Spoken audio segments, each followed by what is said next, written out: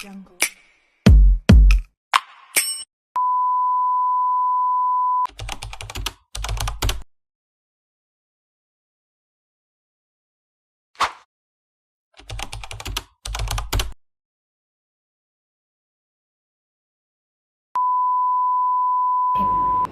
Assalamualaikum warahmatullahi wabarakatuh. Salam sejahtera buat kita semua.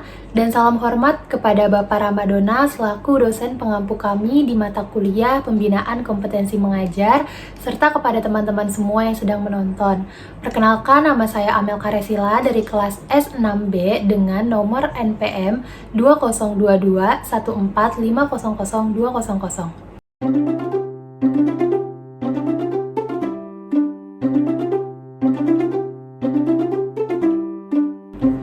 Oke teman-teman, pada video kali ini saya akan bercerita tentang suatu hal yang relatable banget dengan kehidupan kita pada saat sekolah. Saya akan bercerita tentang karakter-karakter guru yang saya yakin teman-teman juga pasti pernah ketemu dengan berbagai karakter guru pada saat masih sekolah ya. Jadi saya yakin kita semua pernah ketemu sama guru yang enak ngajarnya, bikin kita paham, bikin kita ngerti, bahkan bikin kita suka sama mata pelajarannya. Biasanya guru-guru yang seperti ini tuh yang bisa menjelaskan dengan baik, yang bisa menjelaskan dengan sabar kepada para siswa sehingga kita sebagai siswa dapat menyerap ilmunya dengan baik gitu. Ada juga guru yang agak nyebelin teman-teman. Pasti kalian pernah kan nemuin guru yang tiba-tiba ujian mendadak, tiba-tiba kuis mendadak.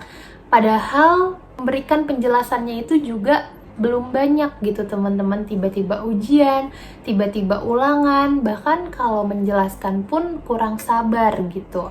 Ada juga guru yang kelihatan banget nggak bisa ngajarnya.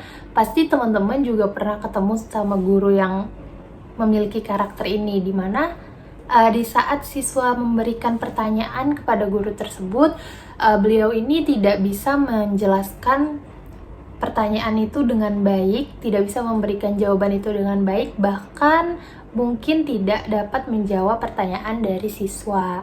Ada juga guru yang memiliki karakter profesional teman-teman, dimana biasanya guru yang memiliki karakter profesional Sebelum masuk ke storytelling, saya akan menjelaskan pengertian dan fungsi dari seorang guru. Profesional ini biasanya sikapnya tegas. Guru adalah pendidik yang bertugas untuk mengajar dan membimbing siswa. Guru juga berperan sebagai teladan bagi murid-muridnya. Guru memiliki fungsi diantaranya membantu peserta didik mengembangkan keterampilan, pengetahuan, dan nilai-nilai moral, melatih, membimbing, dan mengarahkan peserta didik agar dapat berakhlak mulia dan berpikir secara cerdas, memfasilitasi proses peralihan ilmu pengetahuan dari sumber belajar ke peserta didik, membentuk generasi anak bangsa, memberikan ilmu dan teladan dalam bersikap di masyarakat, mencerdaskan kehidupan bangsa, menjadi pengganti orang tua siswa di sekolah, mencontohkan perilaku hidup yang baik.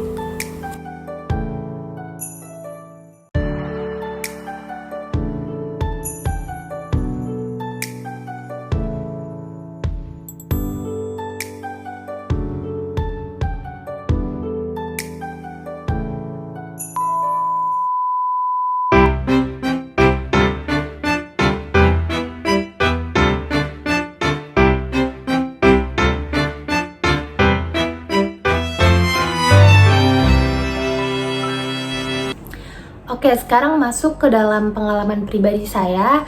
Saya akan sharing sedikit tentang 4 karakter guru yang pernah mengajar saya.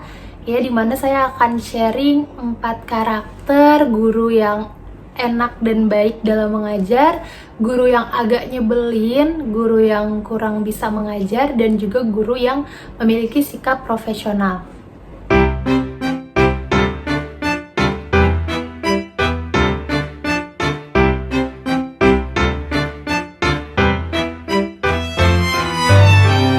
Untuk yang pertama, saya akan sharing tentang guru yang menurut saya cara pembawaannya dan cara mengajarnya itu menyenangkan teman-teman. Jadi saya punya guru waktu saya kelas 4 SD, dimana kita tahu bahwa guru SD ini tuh bisa mengajarkan semua mata pelajaran kecuali mata pelajaran yang khusus seperti bahasa Inggris dan lain-lain.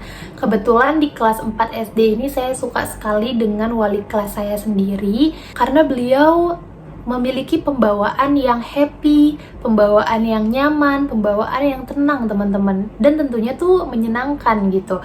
Beliau setiap masuk kelas itu selalu memberikan senyum, memberikan perhatian kepada siswa-siswa, di mana kami yang saat itu masih SD ya teman-teman, masih anak-anak, itu merasa nyaman menganggap bahwa guru ini orang tua kami dalam sekolah gitu teman-teman. Guru yang saya ceritakan ini memiliki sikap yang menyenangkan. Beliau juga memiliki energi yang positif dan selalu senyum terhadap para siswa, mengajarnya dengan sabar. Jadi kita sebagai siswa itu berani untuk bertanya, berani untuk menyalurkan pendapat, karena kami merasa guru tersebut open dengan setiap siswa dan guru tersebut baik kepada semua siswa. Jadi semua siswa pun merasakan nyaman dengan guru tersebut. Yang berbeda dari guru yang lain, wali kelas saya ini pada saat itu selalu memiliki cara untuk memotivasi siswanya agar semangat belajar teman-teman. Dimana guru saya ini selalu menyediakan hadiah berupa pensil-pensil atau alat tulis yang lucu gitu teman-teman, yang beliau sediakan untuk siswa-siswa yang dapat menjawab games-games atau pertanyaan dari beliau gitu teman-teman. Bagi kami yang pada saat itu masih kelas 4 SD, itu adalah merupakan hadiah yang lucu ya teman-teman, yang lucu, yang bagus, yang membuat kami tertarik untuk mendapatkan hadiah tersebut. Terutama saya sendiri, saya merasa harus mendapatkan hadiah tersebut teman-teman, karena saya suka dengan hadiahnya. Begitupun teman-teman saya. Jadi pada saat kelas 4 SD itu saya merasa kami semua memiliki motivasi untuk berlomba dalam belajar, berlomba mencari tahu materi, dan mencoba berlomba memahami apa yang beliau sampaikan teman-teman. Apa yang beliau jelaskan kami coba mengerti, kami coba memahami. Beliau pun menjelaskan dengan sabar, dan dibalik kesabarannya beliau juga memberikan kami motivasi berupa hadiah-hadiah yang bisa kami dapatkan teman-teman. Jadi menurut saya itu bisa sangat membangkitkan motivasi siswa untuk menjawab pertanyaan guru atau membangkitkan motivasi untuk semangat belajar teman-teman. Selain itu, wali kelas saya ini memiliki kemampuan mengajar yang memang sangat baik teman-teman, dimana beliau ini memiliki kemampuan untuk menyesuaikan pelajaran dengan kehidupan sehari-hari, sehingga kita sebagai siswa bisa memiliki gambaran tentang pelajaran tersebut. Karena di mana ada pengalaman atau gambaran tentang kehidupan sehari-hari, saya sebagai siswa merasa lebih mudah untuk memahami pelajaran tersebut. Jadi teman-teman, menurut saya dengan karakter guru yang seperti ini membuat siswa menjadi semangat belajar, termotivasi untuk belajar, memiliki rasa nyaman dalam belajar, memiliki rasa tenang, dan juga tidak takut untuk bertanya atau mengeluarkan pendapat di dalam kelas.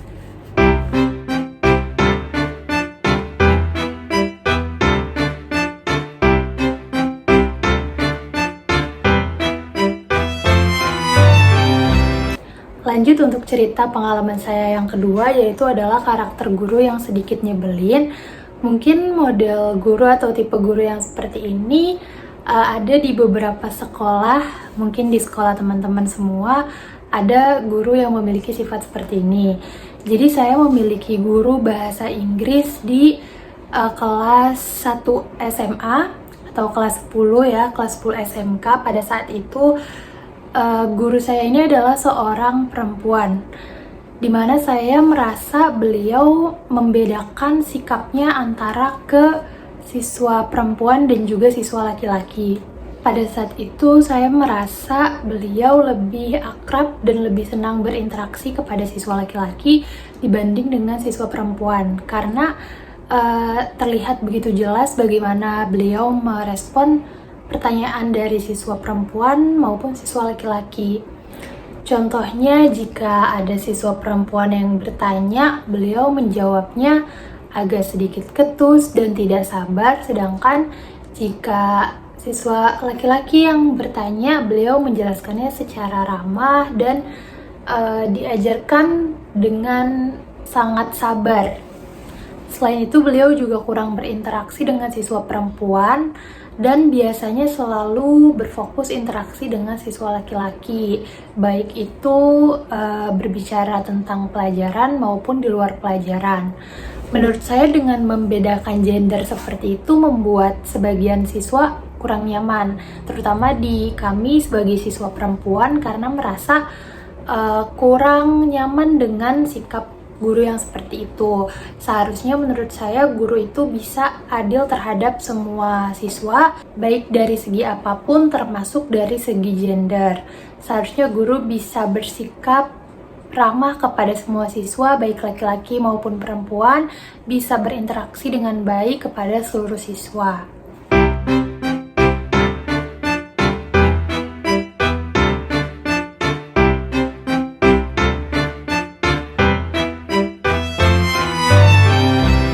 Oke teman-teman, lanjut ke pengalaman pribadi saya yang ketiga, yaitu karakter guru yang menurut saya kurang bisa mengajarkan di dalam kelas ya teman-teman. Ini terjadi pada pengalaman saya di bangku SMK teman-teman. Jadi waktu itu saya adalah siswa SMK dengan jurusan akuntansi, di mana saya memiliki pengalaman yang kurang enak ini ya teman-teman, kurang menyenangkan di kelas 11 teman-teman, alias kelas 2 SMK, dimana pada saat itu saya memiliki mata pelajaran perpajakan, dimana di mata pelajaran perpajakan ini saya mendapatkan seorang pengajar guru laki-laki, dimana beliau juga berkejabatan sebagai Ketua LSP atau Ketua Lembaga Sertifikasi Profesi di divisi sekolah saya teman-teman. Nah, dengan jabatan yang beliau punya, beliau ini sangat jarang sekali masuk kelas. Bahkan selama pembelajaran 1 tahun di kelas, mungkin terhitung beliau hanya masuk kelas itu 3 kali teman-teman, karena dengan alasan beliau ini sangat sibuk di jabatannya tersebut. Saya juga kurang paham bagaimana sistemnya, tapi di mata pelajaran perpajakan yang seharusnya banyak dijelaskan dan banyak diterangkan oleh guru, itu sangat tidak efisien di kelas saya teman-teman gitu. Jadi beliau hanya selalu memberikan tugas melalui buku paket, dan kami diminta untuk menjawabnya sendiri tanpa pernah dinilai atau tanpa pernah dikoreksi teman-teman. Menurut saya itu sangat kosong teman-teman bagi kami para siswa. Tidak ada ilmu yang kami serap, karena menurut saya pelajaran perpajakan itu butuh sedikitnya ada dijelaskan oleh pengajar teman-teman. Sedangkan di mata pelajaran tersebut kami tidak pernah dijelaskan tentang pelajaran perpajakan oleh pengajar kami, oleh guru kami teman-teman. Dalam beberapa waktu kami sempat menanyakan tentang pelajaran perpajakan tersebut, karena kami rasa kami nggak bisa untuk mengikuti selalu dari buku-buku. Kami perlu diterangkan, kami perlu diajarkan, kami perlu dijelaskan. Kami pernah sesekali meminta perhatian dan meminta diajarkan oleh guru kami tersebut, namun beliau menjawabnya dengan coba cari saja di buku, pelajari saja di buku. Nah, menurut saya ini guru yang seperti ini tidak bisa mengajarkan siswa dengan baik teman-teman. Saya tidak tahu apakah beliau memang tidak bisa dalam mata pelajaran ini atau memang beliau sangat sibuk. Tapi menurut saya sebagai guru harusnya memiliki tanggung jawab kepada siswanya atas pelajaran yang seharusnya dia berikan kepada siswanya teman-teman. Karena saya merasa di mata pelajaran perpajakan pada kelas 11 itu kami semua di dalam kelas tidak ada yang memiliki ilmu yang terserap dengan baik di mata pelajaran perpajakan tersebut, teman-teman.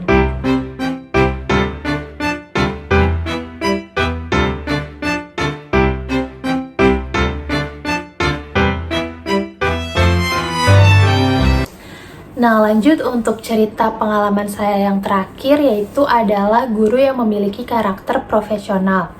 Pada saat itu saya duduk di bangku kelas 1 SMP, teman-teman, di mana saya memiliki guru profesional ini yang mengajarkan saya pada mata pelajaran bahasa Inggris. Pada saat saya SMP itu ada beberapa guru bahasa Inggris, dan di kelas 1 ini saya mendapatkan guru bahasa Inggris yang sangat profesional, karena sebagian siswa merasa takut dengan pelajaran bahasa Inggris. Belum memulai pelajaran, banyak siswa yang sudah merasa takut. Tapi berbeda dengan pada saat diajarkan oleh guru saya ini, di kelas 1 SMP, kami semua merasa senang dan merasa nyaman, teman-teman. Guru saya ini memiliki sikap yang tegas, namun tidak menakutkan sama sekali. Beliau ini justru dapat menarik perhatian kami untuk semangat dalam belajar, untuk mengikuti arahan pelajaran, dan juga antusias dalam belajar, teman-teman. Nah, cara beliau mengajarkan ini, beliau menerangkan dan mengajarkan, menjelaskan pelajaran di depan kelas itu dengan suara yang baik, intonasi yang sangat enak untuk dimengerti, dan kosakata yang mudah dimengerti oleh kami, teman-teman. Jadi pada saat itu kami merasa pelajaran bahasa Inggris ini nggak semenakutkan itu, teman-teman. Pelajaran bahasa Inggris ini bisa dimengerti dan bisa juga menyenangkan. Lalu di setiap ada pertanyaan dari kami siswa, guru kami ini selalu memberikan jawaban yang sangat memuaskan, dimana kalau misalkan kami masih nggak ngerti dengan jawaban beliau, beliau akan menggunakan cara yang lain sampai kami mengerti. Beliau juga memiliki banyak media belajar untuk membuat kita para siswa itu paham dengan pelajaran yang beliau berikan, teman-teman.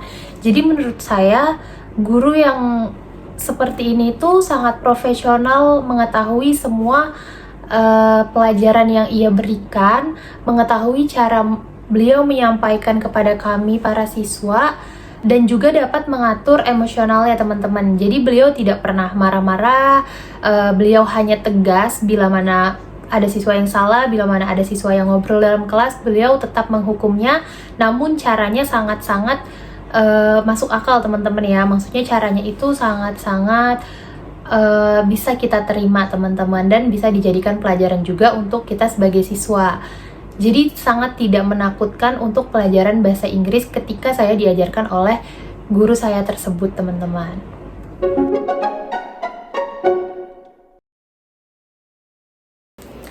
Oke, teman-teman, saya akan memerankan atau mencontohkan dua karakter guru saya, yaitu karakter yang menyenangkan dan juga karakter yang menyebalkan. Selamat menyaksikan.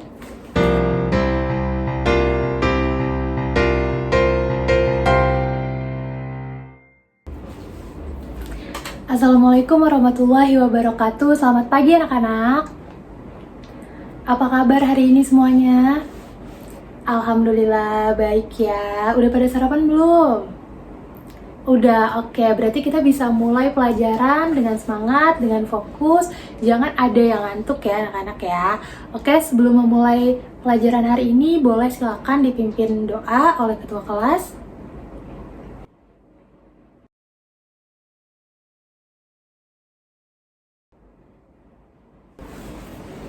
Amin, amin ya rabbal alamin. Oke anak-anak, setelah selesai berdoa, kita mulai masuk ke pelajarannya. Hari ini kita akan belajar tentang cerita rakyat. Oke, silakan dibuka buku paketnya halaman 83. Udah dibuka semua bukunya? Oke, kalau udah, siapa yang mau bantu ibu buat bacain pengertian dari cerita rakyat? Oke, boleh silakan Rara dibaca untuk pengertian cerita rakyat.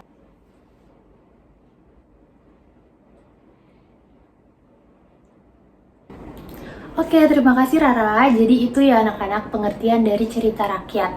Seperti yang ada di buku kalian dan yang dibacakan oleh Rara. cerita rakyat itu pasti memiliki pesan moral yang bisa kita petik di dalam cerita tersebut. Udah ada yang pernah denger kan pasti untuk cerita Kancil dan Buaya? Pernah denger nggak kalian? Nah, udah pada pernah denger kan? Nah, dari cerita Kancil dan Buaya ini, apa sih yang bisa kita tarik kesimpulannya? Apa sih yang bisa kita ambil pelajarannya? Nah, dari cerita rakyat itu kita bisa ambil bahwa bagaimana cara kita untuk melewati masalah yang ada dalam hidup kita. Kalian tahu kan Kancil mempunyai kesulitan apa? Betul, kesulitan dalam nyebrang sungai. Dan di sungai itu banyak apanya? Banyak buayanya kan. Nah, kalian juga tahu buaya sama Kancil galakan mana? Galakan buaya. Buaya sama Kancil kuatan mana? Kuatan buaya kan. Nah, tapi dengan kekuatan yang buaya punya itu belum tentu bisa mengalahkan Kancil. Belum tentu si buaya bisa makan Kancil. Buktinya dengan kecerdasan Kancil, walaupun si Kancil kecil, walaupun si Kancil kalah kuat, tapi Kancil punya kecerdasan yang baik, punya kecerdasan yang bagus, Kancil bisa melewati masalah dia sampai bisa menyeberang sungai dengan baik. Betul nggak? Betul kan? Jadi kalau kita punya masalah, kita harus tenang, kita harus cerdas agar kita bisa melewati masalah tersebut. Itu pelajaran yang bisa kita ambil dari Kancil dan Buaya. Paham anak-anak? Paham. Oke, kalau udah mengerti, kita lanjut ke cerita rakyat yang kedua. Coba di sini pasti udah pernah dengar cerita Maling Kundang. Betul?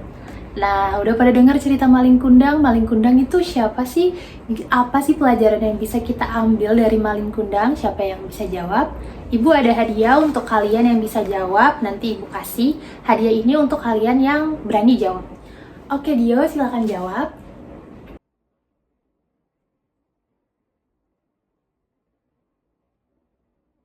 Ya, betul anak-anak, seperti yang dijawab oleh Dio, bahwa cerita Maling Kundang ini mengajarkan kita nggak boleh apa? Nggak boleh durhaka sama orang tua. Karena kalau misalkan kita durhaka, itu dampak buruknya balik lagi ke kita. Jadi kita harus menghormati orang tua, nggak boleh durhaka sama orang tua, harus jadi anak yang baik, oke? Paham di sini untuk cerita rakyat? Siap. Oke anak-anak, setelah 2 cerita rakyat sudah kita tarik kesimpulannya, sudah kita ambil pelajarannya, Ibu mau kasih kesimpulan bahwa cerita rakyat itu bukan sekedar dongeng biasa ya. Dia itu cerita yang memiliki makna berharga, yang memiliki pesan berharga yang bisa kita petik. Jadi kalau bisa cerita rakyat ini tetap terus kita lestarikan sampai nanti kalian sudah punya anak cucu, kalian bisa menceritakan cerita-cerita rakyat ini agar terus terlestarikan karena ada pesan-pesan berharga di dalamnya. Sampai sini ada yang ingin kalian tanyakan? Oke Novi, apa pertanyaannya?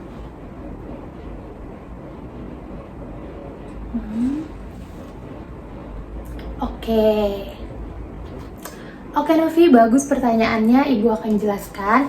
Jadi untuk cerita rakyat ini pastinya ada beberapa peran ya.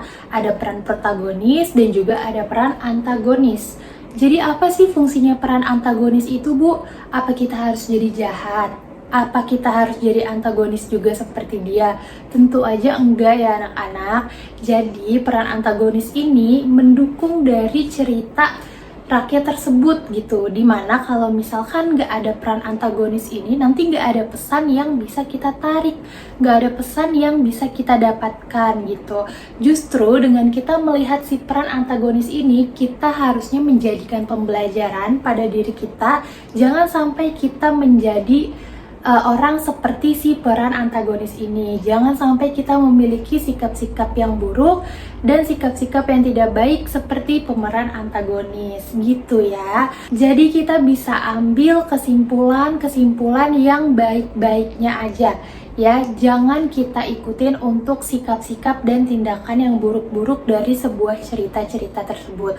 Oke, paham Novi? Oke, yang lainnya paham? Apa ada pertanyaan lagi?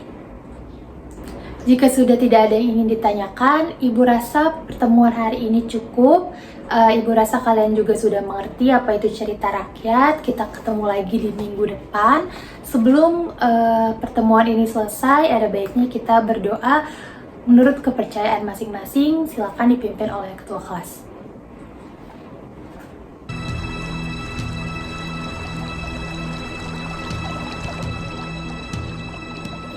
Oke, berdoa selesai. Terima kasih anak-anak untuk hari ini. Semoga apa yang kita pelajarin dapat bermanfaat untuk kita semua. Assalamualaikum warahmatullahi wabarakatuh.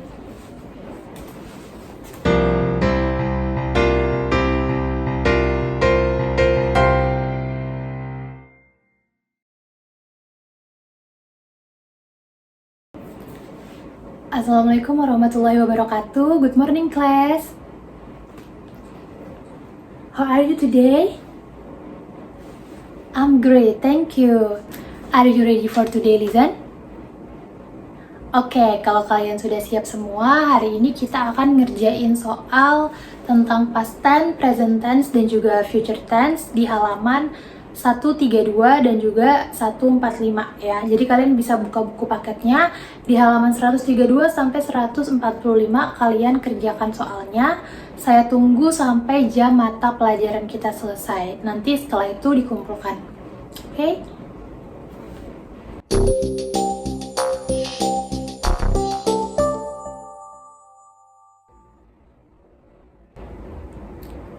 Nanya apa sih Lisa? Kan minggu kemarin udah ibu jelasin semuanya. Ada yang masih belum kamu ngerti? Oke.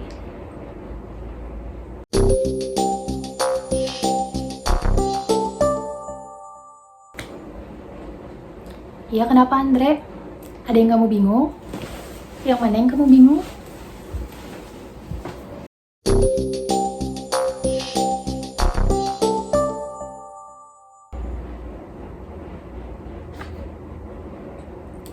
Lisa, Sari, jangan ngobrol ya. Kalau kalian udah selesai, tugasnya kumpulin ke depan. Semuanya jangan ada yang ngobrol ya. Yang perempuan-perempuan ya biasanya mulutnya pada berisik.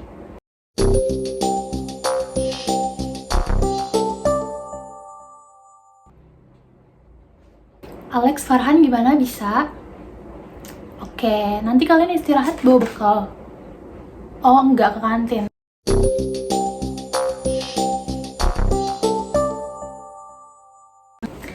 Oke anak-anak, waktunya sudah habis. Silakan kumpulkan tugasnya ke depan.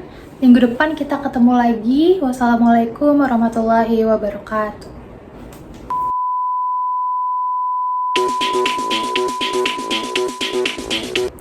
Oke teman-teman, sekian video saya kali ini. Semoga apa yang saya ceritakan bisa bermanfaat untuk kita semua, karena kita adalah calon-calon pendidik dan calon-calon pengajar di masa depan kita kelak. Semoga dari cerita saya ini kita dapat mengambil hal baiknya untuk kita menjadi seorang pengajar yang baik dan lebih bijaksana di kemudian hari. Terima kasih kepada Bapak Ramadona yang telah memberikan tugas ini. Semoga bermanfaat bagi setiap yang menonton. Kurang lebihnya mohon maaf. Wassalamualaikum warahmatullahi wabarakatuh.